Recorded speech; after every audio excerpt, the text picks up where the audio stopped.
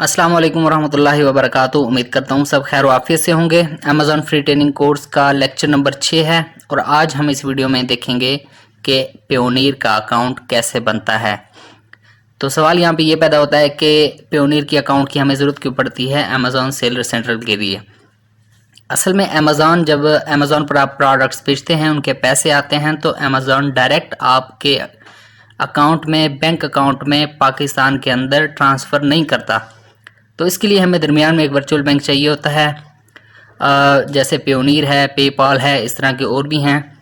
तो पहले अमेज़ॉन से पैसे आपके वर्चुअल बैंक में आते हैं, उसके बाद वहाँ से पैसे आपके बैंक अकाउंट में पाकिस्तान के अंदर आते हैं।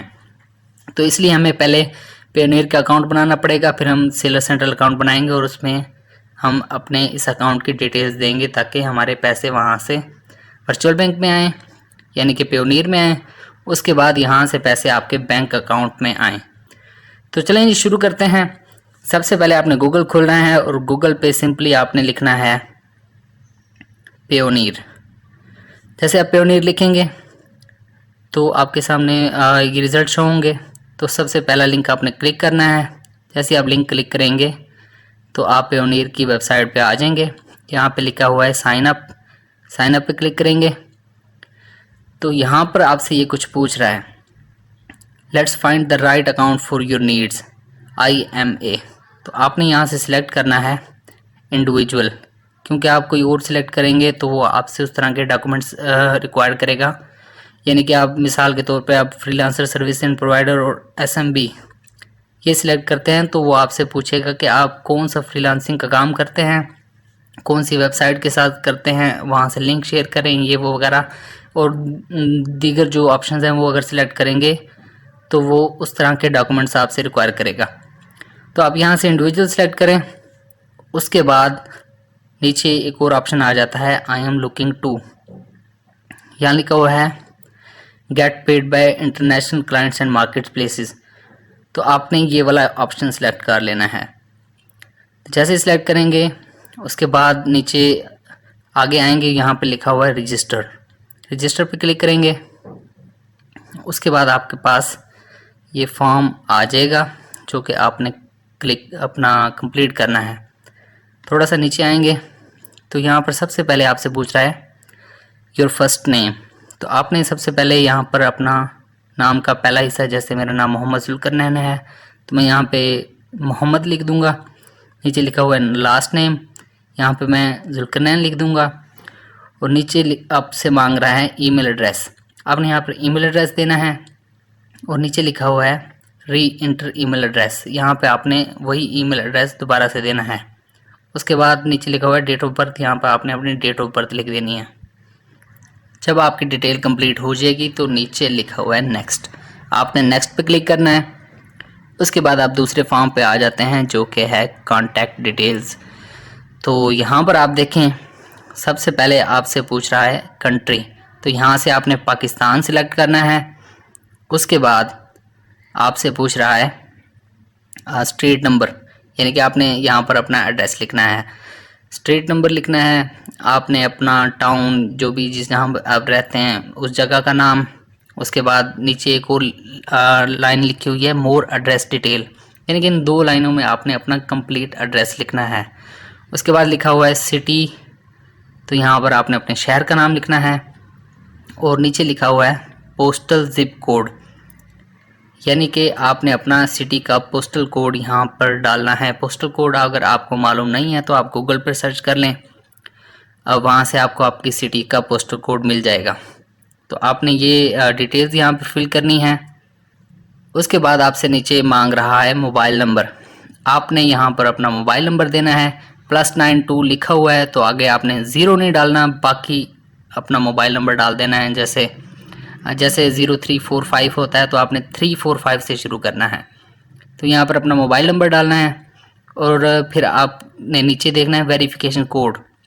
मोबाइल नंबर डालने के बाद ऊपर अपने वेरिफिकेशन कोड के बार के सामने आपको नज़र आ रहा होगा सेंड कोड, आपने इसको क्लिक करना है। सेंड कोड को जैसे क्लिक करेंगे आपके मोबाइल नंबर पर कोड आएगा और वो कोड आपने यहाँ पर लिख देना है।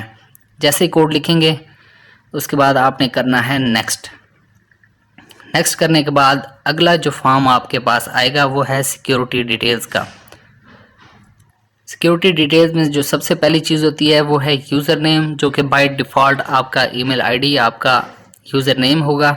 उसके बाद इंटर पासवर्ड, आपने पासवर्ड सिलेक्ट करना है, इसमें स्मॉल लेटर्स, लार्ज लेटर्स और नंबर्स डालने हैं आपने। उसके बाद री इंटर पासवर्ड, दोबारा से वही पासवर्ड टाइप करना है। उसके बाद आपने सिक्योरिटी क्वेश्चंस जो है ना यहाँ से सिलेक्ट कर लेने हैं। सिक्योरिटी क्वेश्चंस का मतलब ये है कि वो आपसे यहाँ पर पहले से ही क्वेश्चंस बने होते हैं, उनका जवाब आपने यहाँ पर लिखना होता है, जो कि आपके अकाउंट की रिकवरी के दौरान इस्तेमाल होता है। उसके बाद थोड़ा सा नीचे आएंगे तो आप देखेंगे यहाँ पे लिखा हुआ है आईडी डिटेल्स।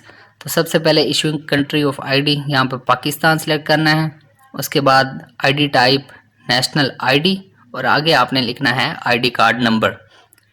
उसके बाद जो नीचे वाली लाइन है इस पर लिखना है first name in your local language, यानी कि आपकी लोकल लैंग्वेज जो है पाकिस्तान में वो उर्दू है, तो आपने यहाँ पर उर्दू में अपना नाम लिखना है, फर्स्ट नेम लिखना है, फिर लास्ट नेम लिखना है।